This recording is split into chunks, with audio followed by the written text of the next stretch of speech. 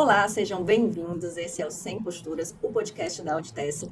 Hoje nós vamos falar sobre o teletrabalho no serviço público, especialmente na Secretaria da Fazenda do Estado do Ceará, após a nova regulamentação publicada na portaria número 73 deste ano. Essa norma trouxe o que alguns servidores consideram um retrocesso na regulamentação dessa modalidade de trabalho. E para conversar conosco sobre esse tema, nós vamos receber o diretor de Desenvolvimento Técnico Profissional da Auditece, Alejandro Leitão, que tem acompanhado muito de perto essas discussões, inclusive nas interlocuções com a Secretaria da Fazenda e com a Casa Civil.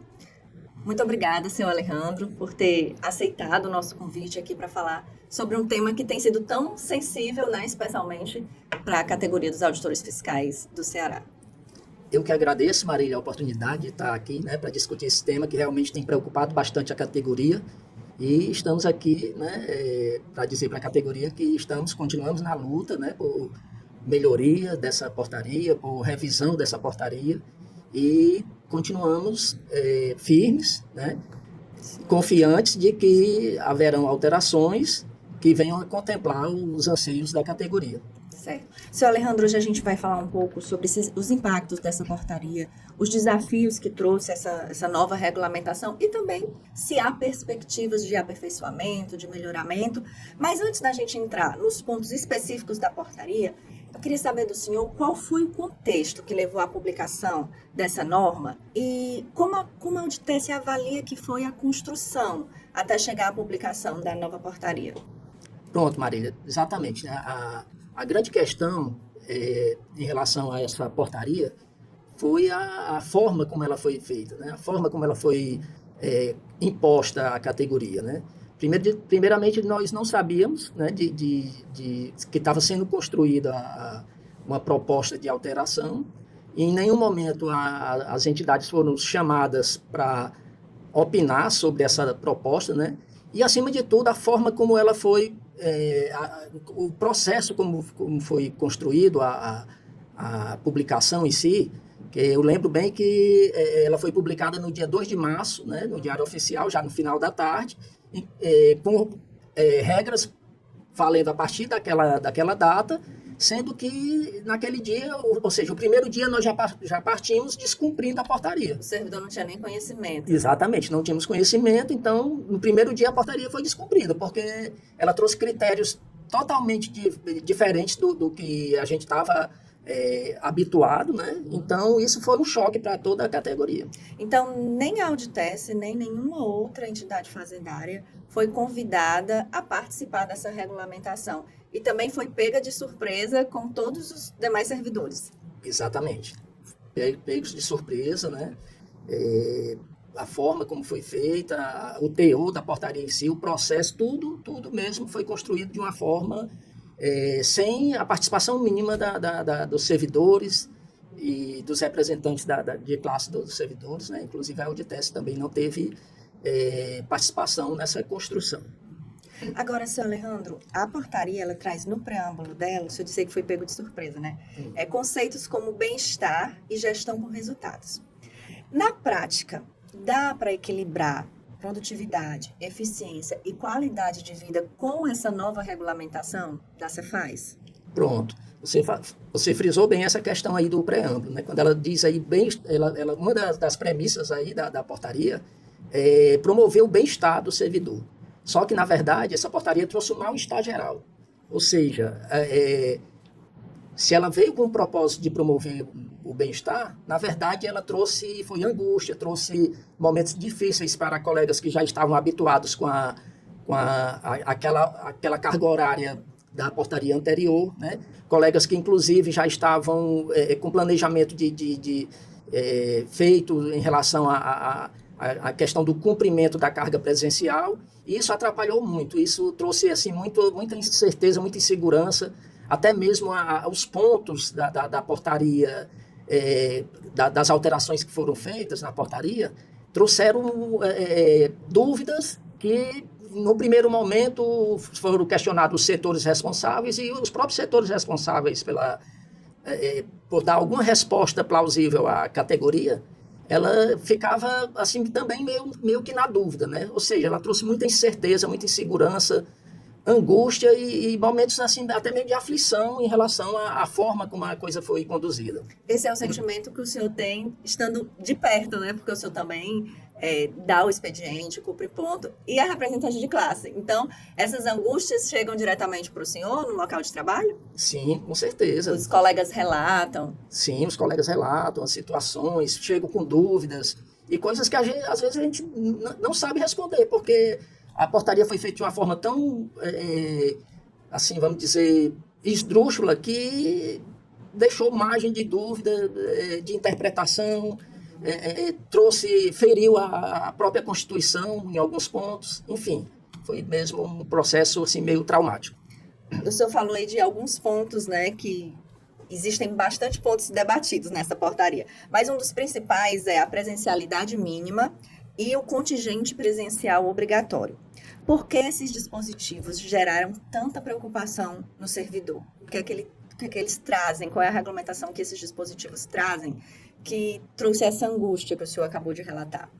Pronto, primeiro de tudo, em relação ao contingente mínimo de pessoas, né, nos setores, né? Na Secretaria da Fazenda, existem setores que atendem diretamente ao público e outros que não. Então, a auditoria atende diretamente ao público? A auditoria não atende diretamente ao público, a não ser no caso de demandas do próprio contribuinte, que depende de um agendamento prévio. Então, nesse caso, esporadicamente, os contribuintes são atendidos lá, né, quando há interesse do contribuinte de esclarecer alguma questão relacionada a alguma intimação ou notificação que recebeu, ele faz um agendamento e o auditor vai estar lá, né, no dia agendado, acompanhado de um superior hierárquico ou de um colega para atender o contribuinte. Mas são casos pontuais. Sim, né? E que requerem agendamento. Certo? Então, a forma de tratar diversos setores da casa, exigindo um contingente mínimo de 40%, que é o que está na portaria, sem a necessidade comprovada que haja aquela necessidade realmente de ter aquelas pessoas ali, é contraproducente. Então, não considerou a heterogeneidade das funções que são exercidas dentro da secretaria. Sim, é isso? Exatamente. Inclusive, em relação à questão da auditoria, né, que nós recentemente saímos do prédio lá na Rufino de Alaicá e fomos conduzidos lá para o Alberto Nepomuceno, né? Alberto Nepomuceno 78. Nós tínhamos uma carga presencial diferenciada dos demais por conta da estrutura, né, que nós dividíamos. Por exemplo, eu dividi a minha mesa com outro colega. Então, nessa situação, o meu plantão era pela manhã, vamos dizer assim, e o do colega à tarde. Então, a própria casa nos deu um tratamento diferenciado por conta da própria estrutura que ela não conseguiu nos oferecer para que pudéssemos conduzir melhor o nosso trabalho. Então, diversos colegas tinham também essa mesma situação, poucas exceções do colega que tinha uma mesa exclusiva para ele. Só que eles fizeram, da noite para o dia, fizeram uma alteração lá, um local lá na parte do térreo, eles reformularam para receber um dos setores, né? E acredito que hoje cada auditor está na sua mesa. Mas, mesmo assim, o ambiente ainda continua precário, né? Então, essa questão da alteração que houve, ela foi ainda mais pesada, mais danosa para a auditoria que estava com um horário, né, acordado com o gestor, que era a justificativa que era feita, de 30% de trabalho presencial, né, por conta da estrutura que não permitia os 50%. Então, quando houve essa alteração, então, houve assim vamos dizer assim, uma desproporcionalidade em relação ao setor que estava programado para aquela carga horária e que, de repente, teve a carga horária dobrada, né, de presencial, né? Então, isso trouxe muita preocupação para os colegas. E a gente falou aqui, logo no início, sobre a questão de gestão por resultados. O Ceará tem alcançado níveis de arrecadação que inclusive têm sido premiados, né? Recebemos CAPAG A+, né? Uma gestão fiscal que é referência no país todo. Então, os auditores têm entregado os resultados. Sim. Então, o que justificaria a necessidade dessa regulamentação, sem considerar a especificidade da categoria? Sim, exatamente. Temos também o resultado do Refis, né, que foi a arrecadação muito significativa, né?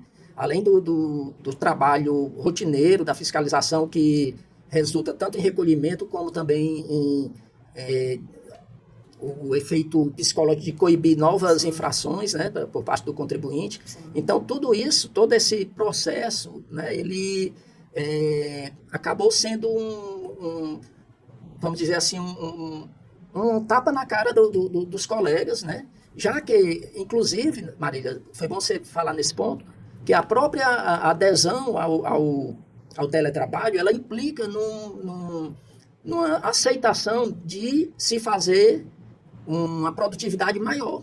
Ou seja, as metas de quem está no regime de teletrabalho, são maiores. Ela implica dizer que se eu estou aderindo lá ao teletrabalho, eu estou aceitando produzir metas 20% no mínimo superiores ao regime o regime integral de presencial, né? Então, por si só, nós não estamos discutindo a questão da gestão por resultado. Nós estamos aceitando a gestão por resultado. É tanto que, quando nós aderimos ao teletrabalho, nós assinamos lá eletronicamente dizendo que aceitamos e que estamos dispostos a conseguir, né, a incrementar a meta em, no mínimo, 20% mais. Sim. O senhor falou de alguns pontos sensíveis. A gente tem aí a compensação de horas, vedações e restrições relacionadas a cursos e atividades paralelas, que são questões que chegaram aqui para a Auditese, né, por alguns associados. Quais são os pontos que o senhor considera mais importantes, que precisam de que a regulamentação seja revista para que a portaria de fato seja eficiente e que o teletrabalho, né, a modalidade de teletrabalho, seja produtiva? Sim. Em relação à questão da compensação de hora, né? A portaria anterior, ela permitia que você compensasse no mês seguinte as eventuais horas que não tivessem sido cumpridas naquele mês.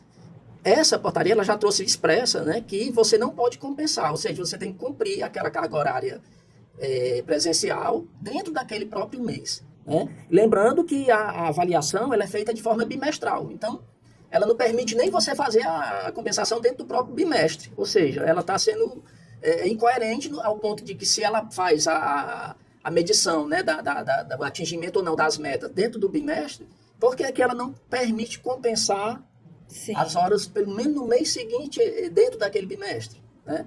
Então, isso aí foi um ponto que também trouxe muita insegurança, muita incerteza, né? E em relação à questão das atividades, dos cursos e atividades paralelas. Pronto, né? Isso aí é uma questão também que preocupa bastante, né? O que a portaria fala a respeito disso? A portaria diz mais ou menos o seguinte: se você tiver uma atividade extra, fora expediente, tipo um professor, por exemplo. Sim. Que tem algumas atividades que são permitidas ao auditor fiscal exercer, né? Por exemplo, a licenciatura. Sim, a Constituição permite, né, que seja acumulado um cargo técnico de magistério ou 2 cargos de magistério. Então, isso está previsto na nossa Constituição Federal e Sim. também está validado pelo próprio nosso Estatuto do Servidor, né? Então, essa questão de se acumular um cargo de professor, a portaria traz o quê? Ela diz que, se você tiver vamos dizer, uma atividade extra, como no caso do professor, você não poderia aderir ao regime de teletrabalho. Mas tem uma justificativa para isso? Não, o que se ficou assim nas entrelinhas, ficou subentendido, sei lá, é como se a pessoa, o servidor, fosse utilizar o horário que tivesse em teletrabalho para fazer, vamos dizer, preparar material para a sua atividade fora expediente. Mas a nossa Constituição permite a atividade. Sim. Eu fiquei muito preocupado com isso, principalmente eu que venho de uma família de professores. Minha mãe foi professora municipal, o meu pai também foi professor, inclusive meu pai era servidor fazendário. Eu lembro que ele morava em Guaiúba, sempre morou em Guaiúba, vinha de ônibus ou de trem, era o primeiro a chegar na Secretaria da Fazenda e o último a sair. Na sala, quando saía, eu lembro que ele, algumas vezes, eu visitava a Cefaz com ele e na hora da saída do expediente, ele ficava olhando se as luzes estavam apagadas, ou seja, tinha muito cuidado com a coisa pública. E quando eu lembro que o meu pai chegava de trem, cansado, tomava um banho, jantava e ia para o colégio dar aula, e hoje, nos tempos modernos, uma portaria querendo proibir o que a Constituição permite, isso me deixa muito triste. Então, quando você, através de uma portaria, inibe que haja essa conversa de um servidor altamente qualificado com o magistério, com a sociedade, com a universidade, então você está trazendo um prejuízo para a instituição. Para além da categoria, Para além né? da categoria, exatamente. Do corporativismo. Eu lembro disso, eu fiz economia na Unifor entrei em 1988. E eu lembro que alguns professores, a referência era que os professores eram servidores de determinado órgão. Eu lembro que tinha um professor que era servidor da Receita Federal, acho que era o Juarez. Tinha um professor que era servidor do Banco Central, o Henrique Marinho. Ou seja, naquela época a gente já tinha referência, né, como a qualificação do servidor, do professor, como servidor de algum órgão de predominância e de importância no contexto social. Seu Alejandro, agora vamos tentar falar de solução. Né? Foi criada uma comissão de gestão do teletrabalho. A Auditec vem mantendo diálogo, né, tanto com a Secretaria da Fazenda como com a Casa Civil. Existe um espaço real para ajustes, para aprimoramento dessa norma? Sim, Marília, existe sim. Né? Inclusive, a Auditec nunca foi omissa nessa questão. Né? No primeiro momento em que tivemos a reunião com o secretário, que ele disse que não ia suspender a portaria, mesmo assim nós abrimos a Assembleia, pedimos colaboração dos associados, né, para que fosse construída uma proposta alternativa. Né? Fizemos, essa proposta foi aprovada em Assembleia, foi entregue ao secretário. Inclusive, tivemos uma reunião com o secretário sobre outro assunto, não sei, lembro, acho que foi a entrega da minuta do Fundaf, lá feita juntamente com o Sintaf, né? E o secretário disse, não, está na minha mesa, eu vou verificar. Mas não tivemos resposta em relação às propostas que foram feitas. E depois veio a surpresa, né, que nós vimos, tomamos conhecimento durante esse processo de uma portaria que foi construída pela CEPLAG, que até então, salvo engano, não tinha um regime de teletrabalho, né? E uma portaria que foi construída, não estou falando nem no teor, mas na forma. A forma que ela foi construída foi publicada no Diário Oficial de Fevereiro, passou a vigorar só em abril, assim que começou a vigorar, a CEPLAG já disponibilizou no site lá deles, tipo uma cartilha com todas as perguntas e respostas, com toda a orientação para como é que funcionaria. Enfim, prevendo banco de horas, prevendo uma carga de 16 horas de presencial, salvo engano. Enfim, então para a gente, para a categoria, foi um choque. Porque os colegas vieram para cima, né? Dizer, como é que pode? A CEPLAG faz uma coisa assim... Enfim, aquilo causou uma situação assim, realmente de dor para nós, servidores, né? Por conta de não termos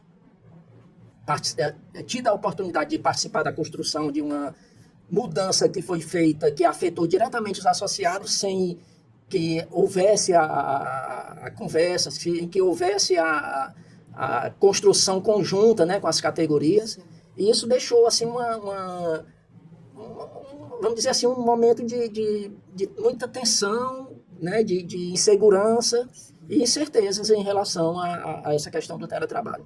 Mas a partir da reunião com a Casa Civil, há uma perspectiva, há uma luz no fim do túnel para que se melhore essa regulamentação, se aprimore essa regulamentação.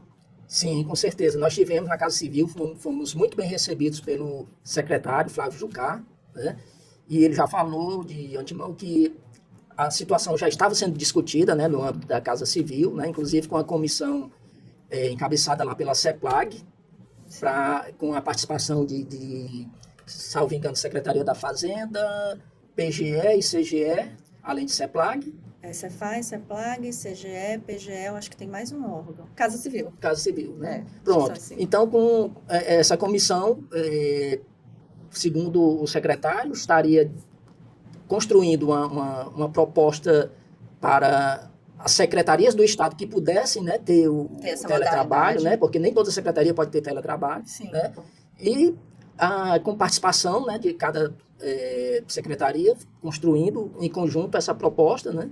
Inclusive, foi pedido também que, antes de ser validada, homologada essa proposta, fosse também colocada a conhecimento da categoria, né, e foi garantido isso, né? Foi garantido pelo secretário-chefe da Casa Civil? Sim, pelo secretário-chefe da Casa Civil.